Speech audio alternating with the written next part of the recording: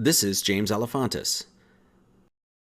Alefantis' establishment, Comet Ping Pong, gained worldwide attention when allegations that a pedophile ring was being operated, in part, out of this establishment. This investigation is now known as Pizzagate and is one of the first ever worldwide citizen investigations. James Alefantis is an entrepreneur, an avid art collector, and owns a few shops and restaurants in the Washington, D.C. area. Not only is he the proprietor of Comet Pizzeria and Ping Pong, Buck's Fishing and Camping, as well as several other establishments, but according to GQ magazine, James is the 49th most influential person in Washington, D.C. Comet Pizza has hosted many Democratic fundraisers and events, with one of those Democrats being Hillary Clinton herself.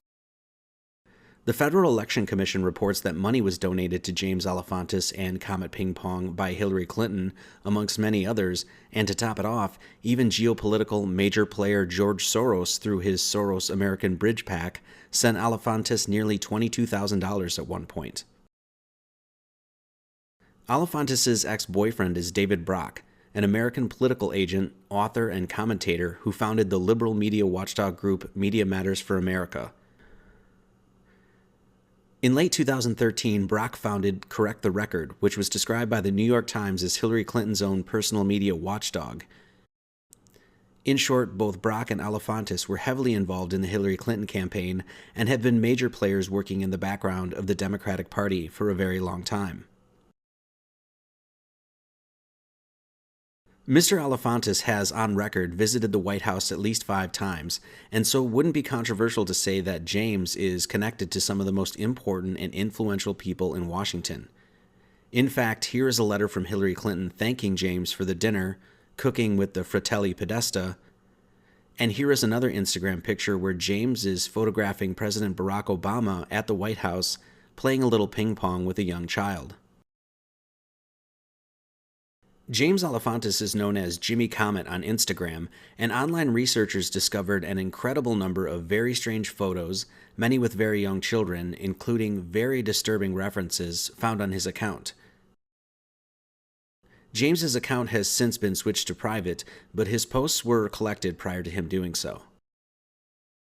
Many of the comments and hashtags made on the images of his Instagram account, and many other accounts linked to Mr. Alefantis and Comet Pizza, included code words well known and established by the Federal Bureau of Investigation to be codes used by those engaged in acts of pedophilia. For instance, cheese equals little girl, pizza equals girl, hot dog equals boy. You get the point. We're going to go over several of the pictures in question as it is necessary to give context to the accusations made in this case. Out of respect, decency, and to protect the innocent, the children's eyes have been covered. So the first one we have here is an unnamed baby being fed pizza.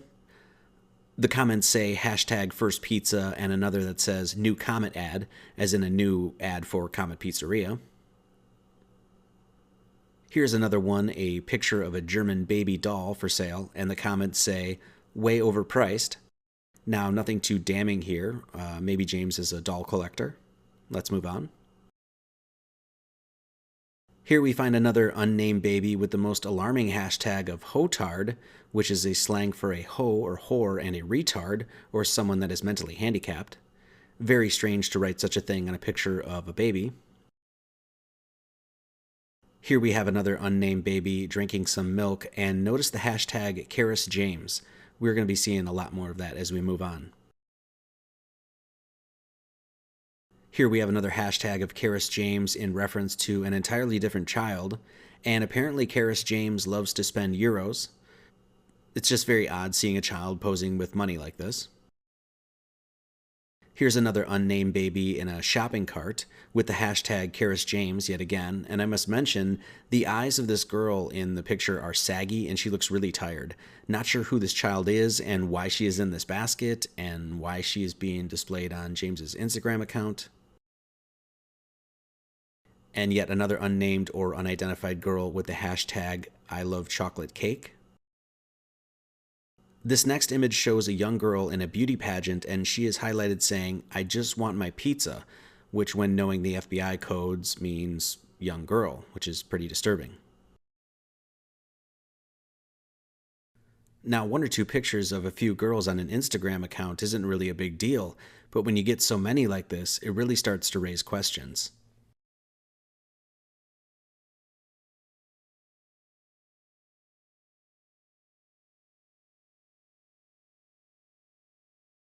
Here again, we have two unidentified children, supposedly born 1 year ago today, as it says, with the hashtag Karis James yet again.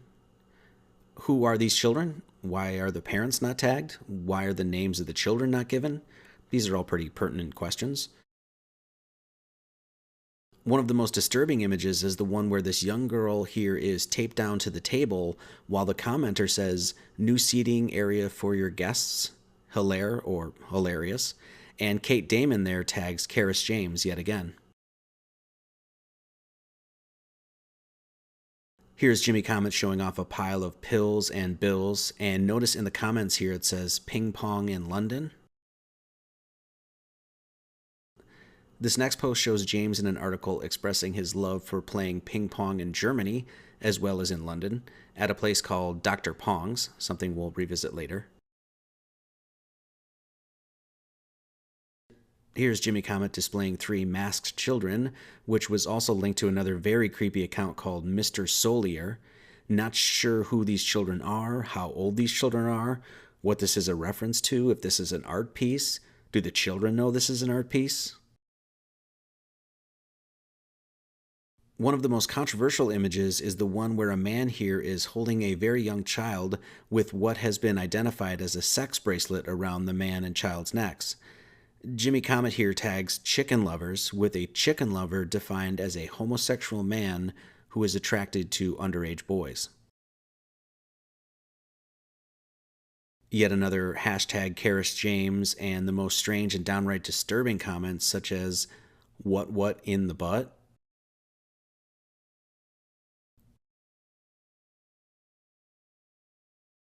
In this next image here, we have a large refrigerated room, and the comments here are just flat out creepy.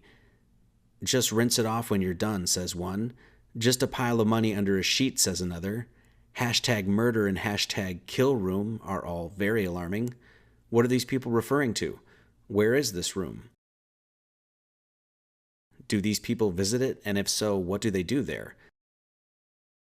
The commenter working on my night cheese has a most interesting name for an Instagram account when taking into consideration what cheese means according to the FBI. Working on my night cheese also has a kill room at his artist studio, the Pajama Factory, and also has friends who are apparently familiar with the hashtag kill room. Here, working on my night cheese is welding together a cough-in table, or a coffin table, with that coffin just about fit for the size of a small child. And this image of the back of a van by Mr. Night Cheese is pretty interesting. You can see it seems to be reinforced in the back there, like there's a door or a metal cage or something, and the comment is illuminating. It's like concrete, but plywood, but concrete. What is going on here? What is this van used for? What does working on my night cheese do for a living? Here is working on my night cheese commenting on another Jimmy Comet post, asking if James is burying a body.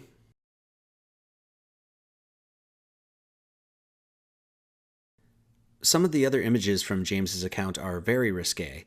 Here we have Comet Pizza being jokingly renamed as the Long Dong Pizza Shop. Someone tagging Comet Ping Pong here with 2 people giving oral pleasure on a giant slice of pizza. And here is another. And another. And another. In this post, we see the Teenage Mutant Ninja Turtles, and it says Democratic Party, Republican Party, and the box checked is Pizza Party. This post is quite disturbing in that the comments we find someone saying, "Whip me up a Haitian special, extra cheese," which once again, according to the FBI code words, would mean a young Haitian girl. So obviously there's something going on here that is a lot more lewd, lascivious, and downright perverse than what any reasonable person would believe should be going on at a children's pizzeria. We'll just leave it at that.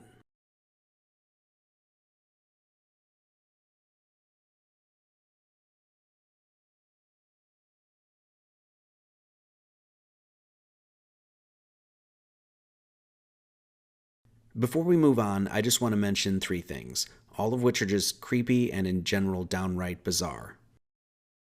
First, the name James Elefantis can basically be translated in French to mean I like children. I offer no other commentary on this other than to point out that fact. Second, and please note that this is pure speculation, but interesting nonetheless, researchers had mentioned that since the hashtag #CarisJames did not seem to be addressing any specific person, Caris might possibly be a reference to the drug carisoprodol, which is a muscle relaxer that might be used on alleged victims. And lastly, and this is something that is not speculative at all, the profile picture of James Elefantis, or Jimmy Comet, is the Greek god Antinous, who apparently was deified as a living god, and it just so happens that Antinous was sexually attracted to young boys. We'll get back to Jimmy Comet's Instagram in just a bit.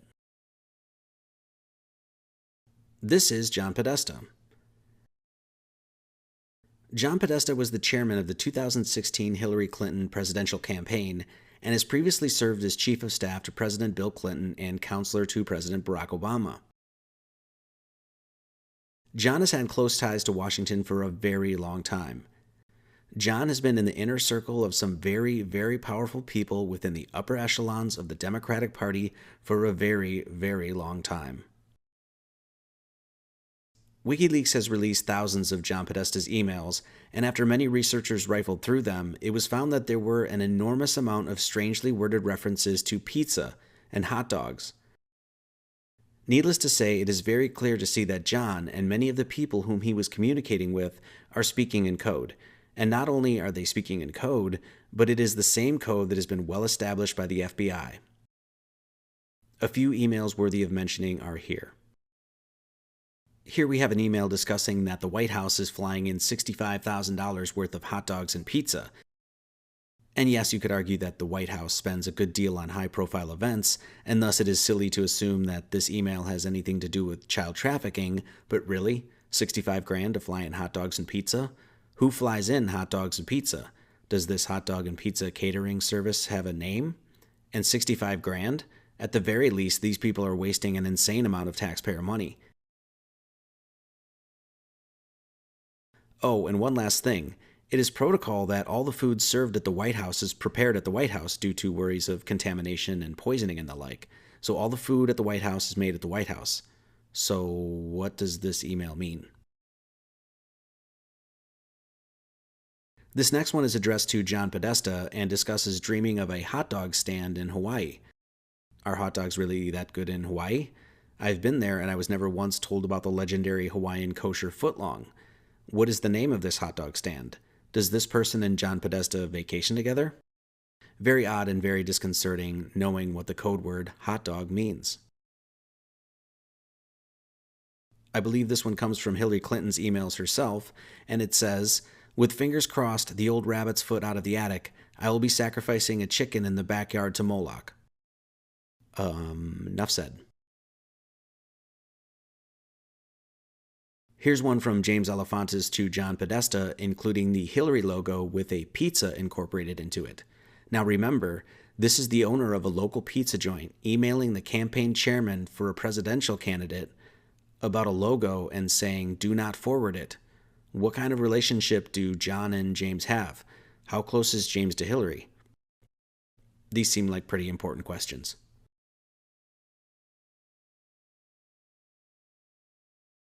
Here's one. "I'm coming to town and I'm bringing walnuts." And another email here speaks of walnut sauce. Who writes emails to each other concerning walnuts? I guess maybe people that work at the Diamond Nuts Corporation or Planters Peanuts might, but politicians? All of this makes a whole lot of sense when you realize the FBI code walnuts means a young child of color. This email is very telling. The realtor found a handkerchief map that is pizza related. Why would anyone feel the need to write someone about a pizza related map handkerchief? The FBI has also reported of a handkerchief code, with each color of handkerchief apparently having a specific meaning, such as oral or anal sex. Even if you knew nothing of FBI codes, you don't need to be Inspector Gadget or Sherlock Holmes to clearly see that these people are speaking in code with one another. Should I play dominoes on pizza rather than pasta?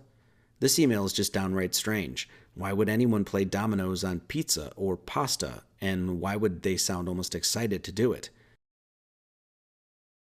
If we are to take seriously the code words and their meaning, then this email becomes unsettling and sick. This is John writing his brother Tony saying that he would love to get pizza for an hour. This email includes an image of a party, what apparently looks like Tony Podesta's house, someone we'll get to in just a bit, and someone emails a couple of pics saying they are capturing the spirit of the evening, and at the party they have a cutout of the Pope. Nothing too damning here other than the query of why would they have a picture of the Pope at the house. Email 1037 has an image that was shared by many different people, and the sender here says, "It doesn't get any better than this," and attached is a file simply called pizza. The attachment shows two Asian women biting into the crust of a slice of pizza with a little girl. So what, one might say? An attachment called pizza of people eating pizza? Duh, where's the conspiracy? The only problem with this is that the people that have been confidently identified in this picture are Una Lee and Laura Ling, two reporters who were supposedly kidnapped after they were reporting on, you guessed it, child trafficking. This last one is just downright gross and in my opinion leaves little room for interpretation. Tamara Lozado is sharing her excitement about the reprise of our gang's visit to the farm in Lovettsville. We plan to heat the pool, so a swim is a possibility. Bonnie will be transporting Ruby, Emerson, and Mauve, 11, 9, and 7, so you'll have some further entertainment, and they will be in that pool for sure. What kind of entertainment involves 3 young children and a grown man in a swimming pool? So yeah, you get the point. Even the most elementary mind can clearly see that there is something else being discussed here besides hot dogs and pizza and walnuts, and I have yet to find a single researcher to provide an honest and common sense explanation for these private exchanges. One quick thing before we move on. This painting was found in an image of the campaign office of Chairman John Podesta, and it shows 2 individuals holding dinner plates about to carve into and what looks like dine on a human being. In other words, this is a painting of cannibalism. Not sure what the artist is representing here, but this is very, very odd.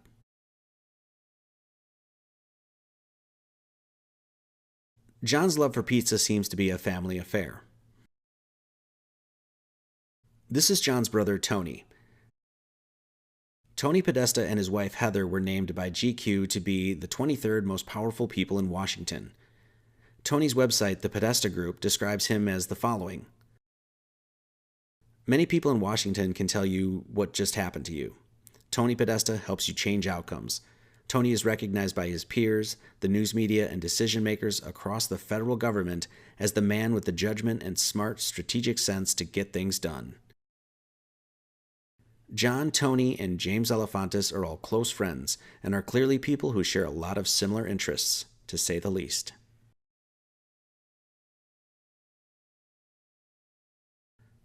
The Podesta brothers have been linked to the disappearance of a young girl named Madeleine McCann after many people online noticed the artist's sketches of Madeleine's supposed kidnappers are a dead ringer to the Podestas. Here are the police sketches overlaid with the pictures of the Podesta brothers. According to emails released by WikiLeaks, John's secretary was handling his emails the days Madeleine went missing, and further, the Podesta brothers have been confirmed to have been staying in Portugal the day of her disappearance at the house of former Member of Parliament Sir Clement Freud, who is a convicted pedophile and who happened to live a third of a mile down the street from where Madeleine McCann was abducted.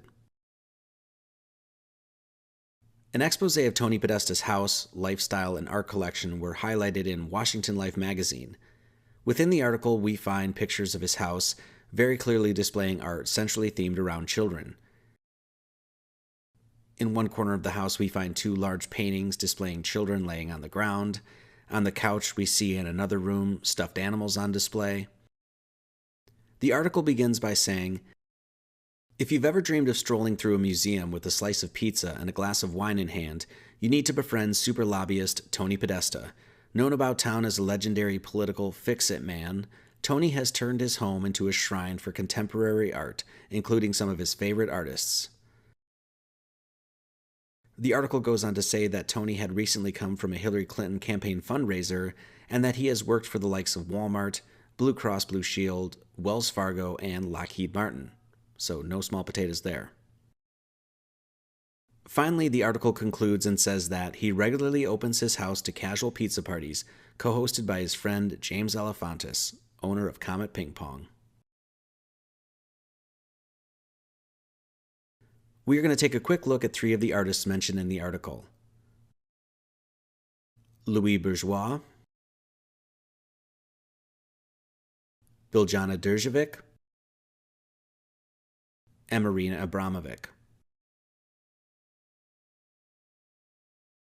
Tony's first major art purchase, and one according to the article, the piece that is never taken down, is the 2,000-pound bronze statue by Louis Bourgeois called the Arch of Hysteria. According to the National Gallery of Canada, the Arch of Hysteria was created from Bourgeois' interest in the physical, emotional, and psychological aspects of pain and fear. The piece was inspired by neurologist Jean-Martin Charcot, a physician who sought to represent hysteria by documenting the performances of his female patients. The physical tension of the hysterical arch and intense muscular contraction resulting in immobility and paralysis of the limbs is emblematic of an extreme emotional state. Regardless of the artist, it seems like a very morbid thing to have as your prized possession hanging in your living room. It's also been noted that the Arch of Hysteria seems to mimic the same position that the serial killer Jeffrey Dahmer would leave his decapitated victims in.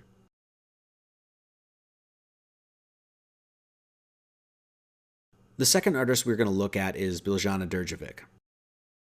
I'm just going to present a few of her pieces here without any commentary.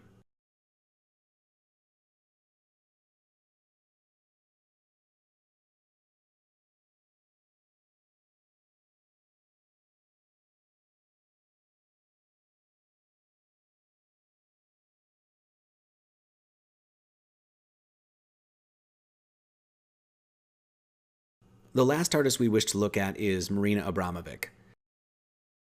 Marina gained fame during the run-up to the 2016 presidential election when it was revealed through the WikiLeaks emails that John Podesta, through his brother Tony, was invited to one of Marina's spirit cookings. Spirit cooking is a performance art where blood, semen, urine, and other bodily fluids are used to paint in a live painting performance. Marina is a well-known artist collaborating with the likes of Jay-Z and is close and personal with Lady Gaga.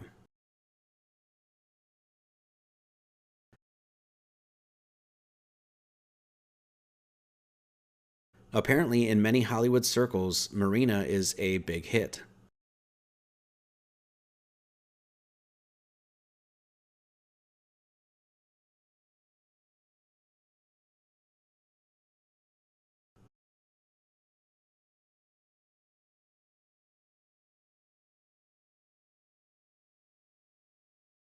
Now, this is all pretty alarming to say the least, but is there anything to really get up in arms about? I mean, let's be reasonable. This is just art. Art is defined as the expression of human creative skill and imagination producing works to be appreciated primarily for their beauty or emotional power. By your and my opinion, all of this may be creepy and repulsive, but nonetheless, it is just art. Well, Marina Abramovic was asked about the role of the occult in her art on a Reddit Q&A, and she replied this: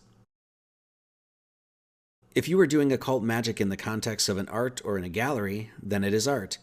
If you are doing it in a different context, in spiritual circles or private house or on TV shows, then it is not art. The intention, the context, and what it is made defines what art is or not."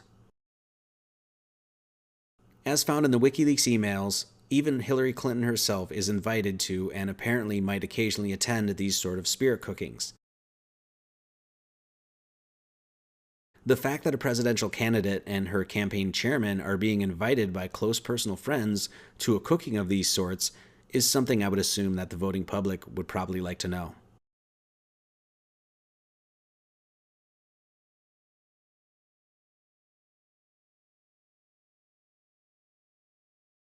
It might be pertinent to point out here that Hillary and Bill Clinton have a laundry list of cohorts and associates that have been busted for child trafficking or pedophilia. I'm just going to briefly mention a few here. First, we have Laura Silsby, former director of the New Life Children's Refuge, was caught trying to steal 33 children. It was discovered that Huma Abedin, Hillary Clinton's confidant and top aide, had been forwarding emails directly to Hillary about Laura Silsby's organization, and there is evidence that Hillary worked directly with getting Silsby off the hook. Next up is Jeffrey Epstein, another very interesting character in this whole thing. In 2008, Epstein was convicted of soliciting sex from an underage girl and quietly paid settlements to scores of alleged victims who claimed that he had serially molested them, as well as countless other victims. Several women have come out since then claiming that Epstein and his powerful network of friends have continually trafficked children for sex on his private island in St. Thomas. Jeffrey Epstein's now famous Little Black Book, recovered by Epstein's house manager, reads like a who's who of political and social elite. Former President Bill Clinton, President-elect Donald Trump, and Prince Andrew all hitched rides on Epstein's private planes and visited his private island. And then we have Christopher Kloman, convicted pedophile, who, according to the Washington Post, molested girls less than 10 times from 1966 to 1985. Kloman was a close personal friend of Ken Starr, who is a former Clinton prosecutor. And then there's Anthony Weiner, former member of the United States House of Representatives, involved in 3 sexual scandals related to sexting or sending explicit material by his phone. Weiner's now ex-wife, Huma Abedin, is once again a close confidant and Hillary Clinton's once top aide. And then, of course, there's Denny Hastert, the 51st Speaker of the House of Representatives and the longest Republican to hold the post, also a convicted pedophile, busted in the 70s for child molestation. Denny is apparently still a friend of the Podestas today and is even mentioned in the WikiLeaks emails discussing sending Denny to an undisclosed location. Another very interesting connection to the Clintons and the Clinton Foundation is Monica Peterson. Monica Peterson was the assistant director at the Human Trafficking Center who worked in Haiti, and it has been claimed that she had been highly critical of the Clinton Foundation and their possible role in child trafficking. Monica Peterson was found dead of an apparent suicide. According to the Washington Post, the Clintons played a major role in recovery efforts in Haiti after the devastating earthquake in 2010. Former President Bill Clinton was the public face of the U.S. efforts in Haiti through several recovery roles. He was the United Nations Special Envoy to Haiti, co-leader of the Clinton-Bush Haiti Fund with former President George W. Bush, and co-chairman of the Interim Haiti Recovery Commission. The Clinton Foundation raised more than $30 million for Haiti relief projects. There's a lot of criticism lodged against the Clintons for their involvement with the recovery efforts in Haiti, many by the Haitian people themselves, claiming that they never received the donations or promises made to them. There are serious questions as to how much Monica Peterson knew about the Clintons and their relationship with Haiti. One major angle to all this is found once again by focusing on information secured by those at the Federal Bureau of Investigation. People within the pedophile community apparently have logos and symbols they use to identify each other. A few from the FBI are posted here.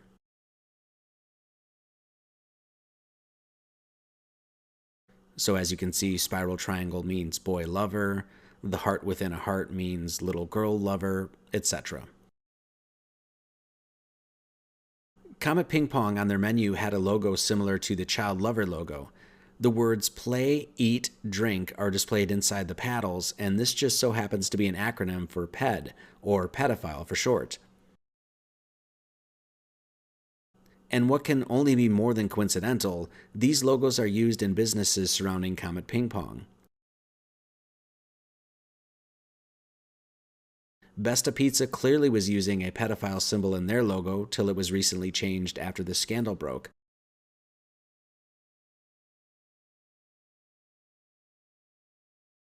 Besta is Portuguese for beast, or in other words, their shop is called Beast Pizza. Besta Pizza is owned by a man named Andrew Klein, who just happens to be the director for the Human Trafficking Prosecution Unit of the Department of Justice. Just down the way is Politics and Prose, which is co-owned by Lisa Muscatine, who has been a Hillary Clinton supporter and speechwriter for over 20 years. We also have Beyond Borders, a foundation who works to end child slavery and prevent violence against women and girls in Haiti. And 2 stores away from Beyond Borders is Terrasol Bistro and Artisan Gallery, which has displayed yet another FBI pedophile logo.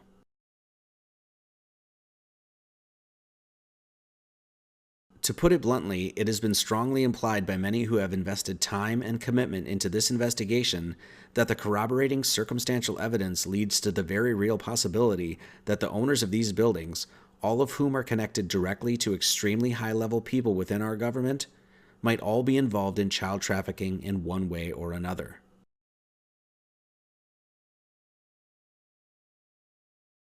It also has been speculated, mainly through pictures from James Alefantis' Instagram account, that there may be tunnels connecting the buildings underground, and this is why we see him doing work in what appears to be at Comet Ping Pong. Though the location of this building isn't tagged in this picture, we can clearly see a ping pong table in the background, which leads us to believe that this image is probably taken at Comet Ping Pong. If James had substantial work done at Comet Ping Pong, to the best of my knowledge, he never obtained a permit from the city to do any of the renovations. It is no secret that there is a network of underground tunnels beneath the architecture of Washington, D.C.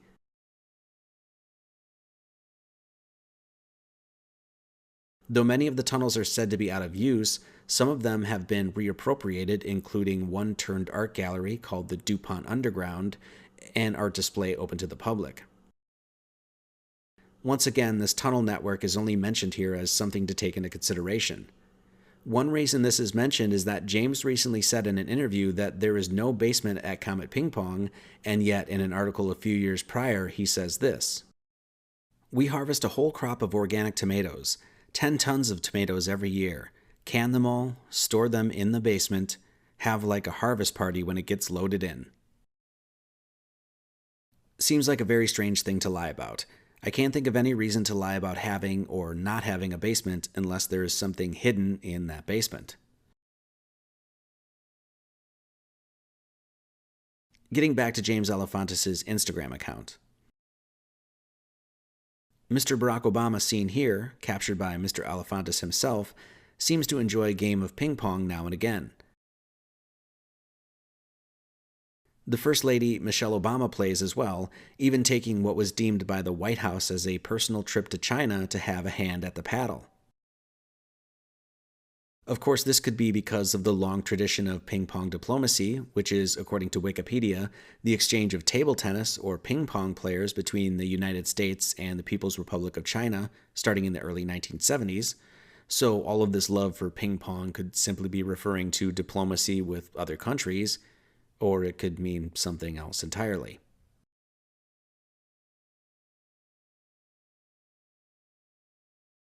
Joe Biden has the most disturbing thing on his own Instagram, giving the President of the United States, the leader of the free world, a children's friendship bracelet. One with a pizza on it.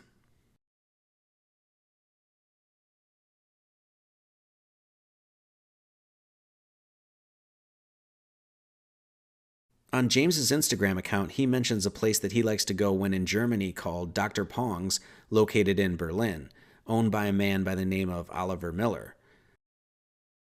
On Dr. Pong's website, we see a seedy sort of underground dive bar looking ping pong place, obviously not geared towards children, whose website is extremely sketchy and weird to say the least. You can check it out yourself.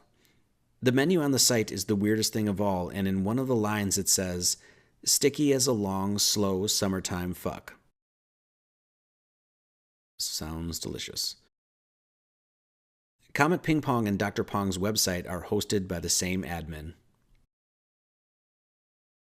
Apparently, the kind of ping pong James likes to play is enjoyed in London, Berlin, as well as in Washington, D.C. Now, this isn't the first time that Comet Ping Pong has been accused of deviant, immoral, and illegal activities. In 2007, Frank Winstead, a member of the Washington, D.C. community, tried warning the neighborhood about what was allegedly going on at Comet Pizza, including lying, cheating, stealing, spitting in customers' food, encouraging murderers and rapists, and all-around debauchery. Apparently, Frank was essentially written off as a grouchy old party pooper who had some unsubstantiated grievances towards a local business, and that was that. And maybe old Frank wasn't crazy after all.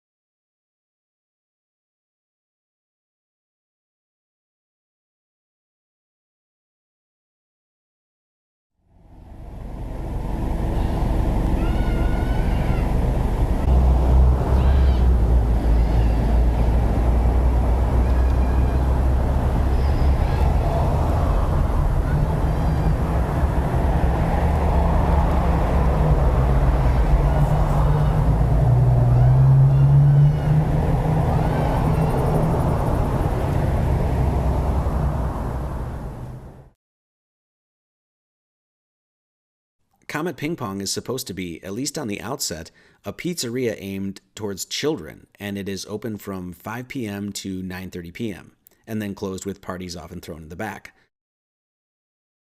This means that, essentially, Comet Pizzeria makes all of their money in roughly 4.5 hours a night. This is the bathroom located in Comet Ping Pong, and it shows a man here jerking himself off at a ping pong table. I ask you, does this look suitable for children? Apparently, since the scandal broke, most of the controversial art within Comet Pizza has been removed.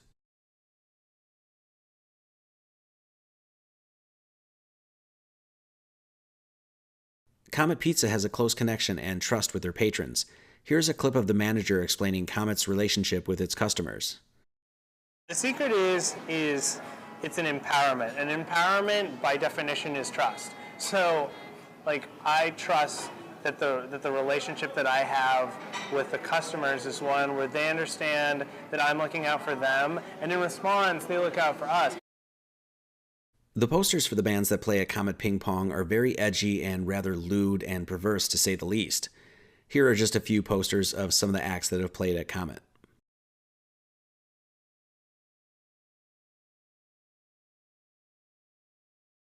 As it turns out, even some of the bands that play at the pizzeria flash pedophile symbols or logos in their videos, including this one here by a band called Sex Stains. Now remember, this is a children's pizzeria. I can't imagine heading to Chuck E. Cheese's, where a kid can be a kid, and seeing a band called Sex Stains. The promoter for the bands at Comet Ping Pong is Sasha Lord. Sasha Lord previously worked as an outdoor facilitator at Hemlock Overlook, specializing in at-risk populations, volunteered with the Girl Scouts of Santiam Council, helping to facilitate Girl Scouts beyond bars, and she also worked for the Girl Scouts of the nation's capital, running an outreach Girl Scout troop at the Prince William County Juvenile Detention Center. So basically, Sasha Lord has worked with children a good portion of her adult life, and now she is recruited to be a scouting/talent agent for the back room of a seedy, very politically connected children's pizzeria? Seems reasonable. This video is of an artist named Majestic Ape, who also goes by Amanda Kleiman apparently, and has performed at Comet with her band Heavy Breathing. The video is of Sasha Lord's birthday party, and you can clearly hear Majestic Ape speaking casually about special pizza and discussing with the crowd the favors that Sasha provides. You can also hear in the crowd people laughing and casually speaking about pedophilia. It is the day of the birth of our Lord, Sasha Lord. If you are like me, you love Sasha. Or if you don't, you want perks from her. Things like free pizza. Have any of you enjoyed this special pizza here tonight called the Hottie? And Jerry is known to hang out down here. He likes the world sounds. Tamales. And little boys. And children. No. We all have preferences.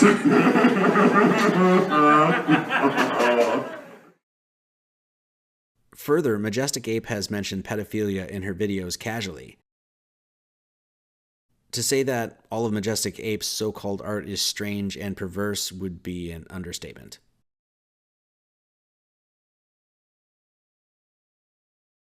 Majestic Ape has also worked with an artist named James Huckenpaller. Amanda Kleinman, or Majestic Ape, narrates one of James's musical compositions I found on his SoundCloud. James Huckenpaller has worked with Transformer, the artist-centered nonprofit organization that James Alefantis is the board president of. One of the many titles James Alefantis apparently holds.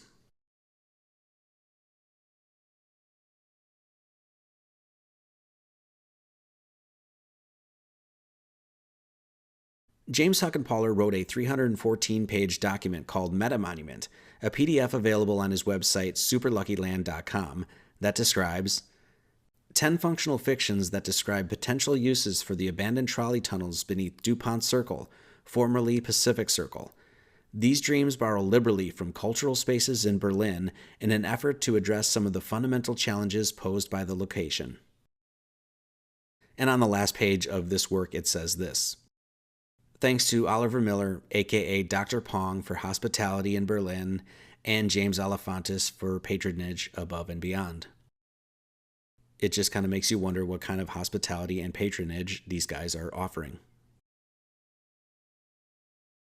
The scary thing about all of this is that when you start to dig through the endless material on this subject, following a lot of the leads, going down rabbit hole after rabbit hole, a picture becomes very clear. One showing that hiding beneath the world of high art and politics, there is a very devious circle of people engaged in this sort of illegal, wicked, and highly immoral behavior. When this story broke, countless researchers, myself included, scoured numerous accounts on Instagram and Twitter and Facebook and uncovered literally hundreds of people engaging one another using these code words, saying things cryptically and posting images related to such behavior. This is not a joke. Literally hundreds to thousands of people discussing this stuff openly. A Twitter account named @eclipse_OW was banned temporarily for releasing a massive Google Doc of 23,000 accounts, including over 500 with their exact geographical locations of people involved in an enormous child pedophile ring. It has recently come to light that this pedophilia is on YouTube as well, with literally, once again, thousands of accounts discussing this stuff openly, sharing videos of young girls spreading their legs, posing in very sexual or precarious positions, and the like. The comment sections of these videos are littered with perverse and sexually explicit comments about young children, and nothing is being done about it. I can't even show some of the videos here due to the fact that YouTube will probably take this video down, yet leave those accounts up. If you don't believe me, spend an hour or two and search for webcam video and peruse some of these seemingly randomly uploaded videos. From my own best approximations, there seems to be literally an entire subculture created around pedophilia and child trafficking. Conservative reporter Andrew Breitbart, founder of Breitbart.com, spoke of John Podesta and his supposed sex crimes in a tweet from 2011, where he said this: How progressive guru John Podesta isn't a household name as a world-class underage sex slave op cover-upper defending unspeakable dregs escapes me. Andrew Breitbart dropped dead of a heart seizure in early 2012. Make no mistake about it, rampant pedophilia and child sex slave trafficking at the highest levels of society and government is something that people have been claiming and discussing for years. The Hollywood aspect of this whole scandal is pretty intense too, and it is a rabbit hole I will only briefly touch on here. The amount of celebrities, especially childhood actors and entertainers, that seem to be tied up in all of this is pretty damn alarming. Hollywood actor Elijah Wood, a household name, has come out and discussed openly that there is a pedophile ring happening within the underbelly of Hollywood and has been operating for years. Katy Perry has been known to have a fascination for pizza, even donning a pizza onesie, and Miley Cyrus has long been known to have some obscene obsession with pizza, as her entire Instagram account seems dedicated to this Italian food.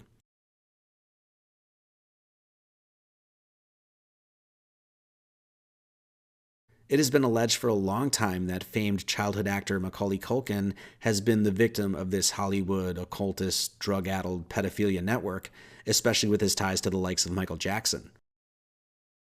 Culkin now fronts an alt-rock art-pop band called the Pizza Underground, where the band plays covers of Velvet Underground songs, except changes the songs into pizza-related themes. Their debut music video, shown here, is quite disturbing. When you start to include the fact that Jay-Z is linked to Marina Abramovic, and his lady Beyonce was spotted wearing a ring of Baphomet, literally a ring of the devil, on a live TV performance, you gotta start asking some serious questions as to what kind of lifestyle do these people embrace in private. Lady Gaga, Madonna, and Katy Perry have all performed essentially occult rituals on stage at various music award shows. With eyes wide open, the connections you can start to make are obvious, blatant, and at other times deeply unresting. I can only briefly mention here the government mind control program of MKUltra, the predecessor to the supposed Project Monarch program. Yes, the government, by their own admission, was literally experimenting on people with and without their knowledge for years, at least since 1950. This subject is a documentary in and of itself, but let's just say MKUltra and the government mind control programs undoubtedly play an enormous role in understanding this network of control. Though MKUltra on record was supposedly shut down, there is no getting around the fact that this stuff happened. I think it would be extremely naive to believe that the government, under some guise or veil, isn't continuing these types of programs today. Many of the so-called Hollywood stars and famous figures could very well be mind-controlled slaves, controlled by forces at work within the United States government.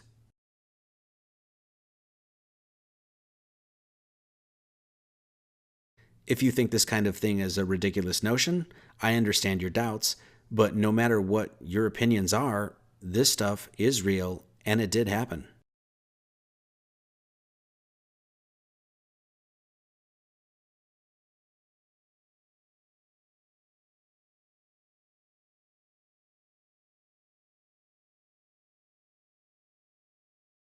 The fact is, accusations of a massive pedophile ring have happened many times before. The Australian government had a massive pedophile scandal, and there was an expose done on it on 60 Minutes, which, to the best of my knowledge, never aired in the United States. Numerous researchers have discussed England's own supposed scandals, with the claims that many within the celebrity culture, including cultural icon and BBC legend Jimmy Savile, are involved in sex, slave, murder, and child trafficking, amongst other things. We have the Franklin cover-up in the States, which is another very interesting case, in which it was claimed that the entire institute of government and the media itself colluded on covering up a pedophile ring, going so far as to call the FBI the orchestrator and architect of the child trafficking ring. Former President Senator John DeCamp was involved in the production of a documentary called A Conspiracy of Silence, which you can watch on YouTube. It was set to air on May 3rd, 1994 on the Discovery Channel, exposing a network of religious leaders and Washington politicians who flew children to Washington, D.C. for sex orgies.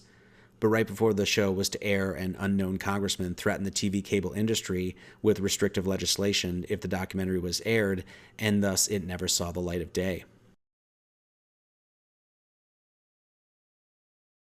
And last but not least, we have the Hampstead cover-up. The Hampstead case was the most gruesome indictment of this sort of thing I have ever witnessed, with direct accounts from children who were victims of satanic ritual abuse. These children claimed kidnapping, torture, blood rituals, sex, murder, and even cannibalism.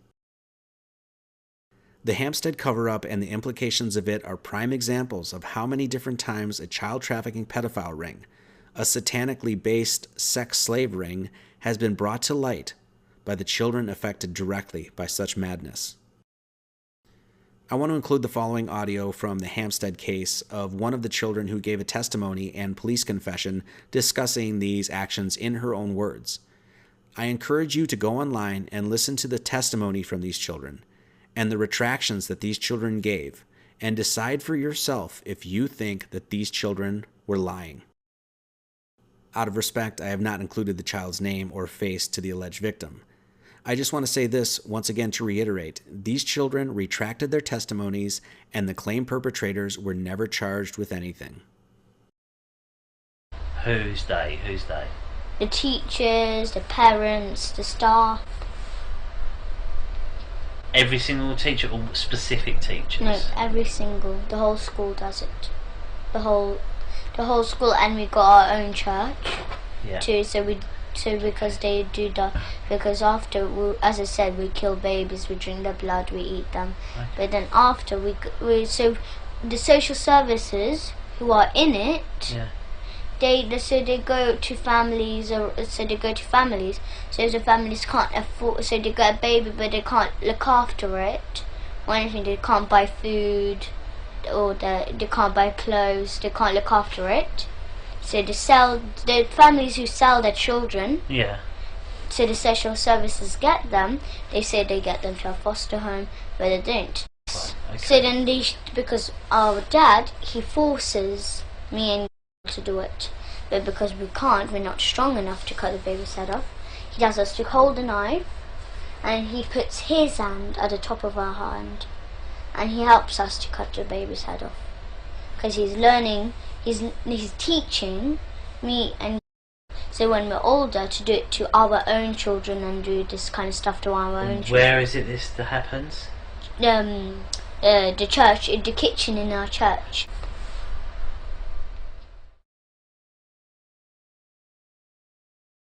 What you have just watched is just a smattering of some of the investigative work that has been made in this massive online citizen investigation.